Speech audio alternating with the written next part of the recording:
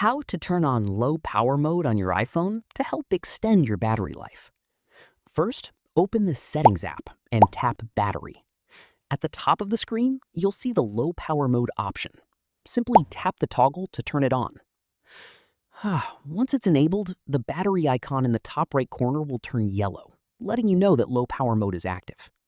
This feature helps your iPhone last longer by reducing power usage.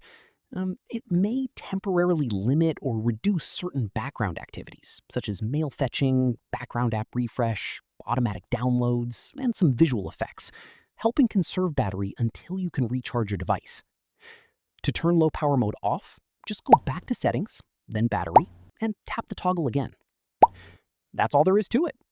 If this tutorial helped, don't forget to like this video and subscribe for more iPhone tips, battery saving tricks, and easy iOS tricks. And thanks for watching.